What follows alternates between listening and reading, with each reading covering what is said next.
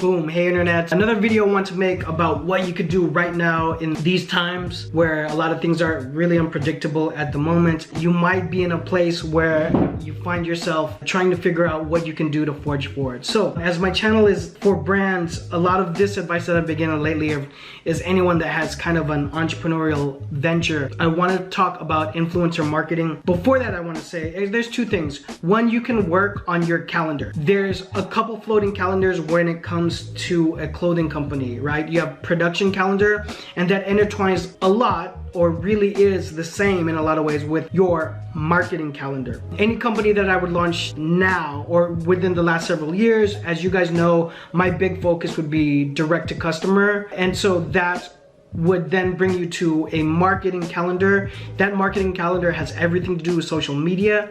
So Instagram, TikTok, Facebook, anything that's relevant. If you're watching this video many years later from when I post, then whatever social media is relevant is going to be part of your marketing. And so I wanted to talk quickly on this video about influencer marketing. This might sound like a no-brainer, but I actually shared this with someone who I was texting back and forth with. If you have questions, by the way, you can always just drop them below or email me, but this number always gets me directly on my phone, so you can text with me. And this person was saying, great, but who do I think is a good influencer that they can use? It depends on being on brand for your company, right? The heritage and the brand story that you have that should be unique and developed to your company. Also, your art direction is really important. So what is the visual aesthetic? What is the visual communication of your company? Like, is it edgy? Is it simple? Is it a basics or an essential brand which won't have any kind of loud graphics, any kind of statement pieces? It's gonna be a lot of woven labels. All of that,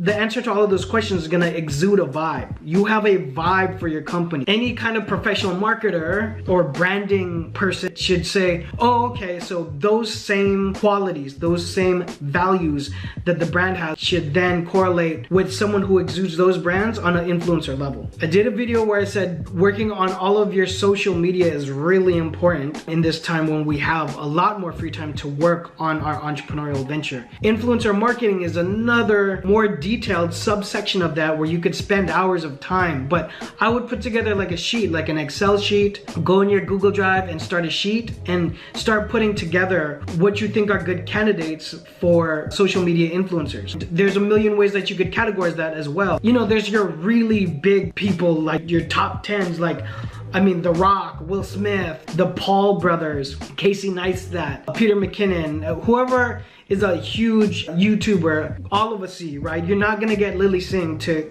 I mean, you could try to get Lily Singh to wear your brand, but she's getting approached by multi-million dollar, you know, corporations like big brands like Coca-Cola. Those sort of companies are also competing for a bid with those people. The great thing about social media is you have micro influencers. It makes sense for me to align with a company that needs to speak with those people. All of those things make sense. You have seen influencers talk about products they want to endorse if they're a person of integrity, because there's like literally thousands of people. Who is a good influencer for you to use for your company? Line up all those things. What are the ideals and the values that your company holds, and then who exudes that in their videos, in their media, in their Instagram handle, all of those things. So I would put together a docket and just say, hey, here are people that I think I want to work with. Trying to find a campaign where you guys can work together so that when you do approach the influencer, you have all your ducks in a row and you say, okay, this is what I'm looking for. You know, I'm looking for 1 post or 4 posts. I want them to be on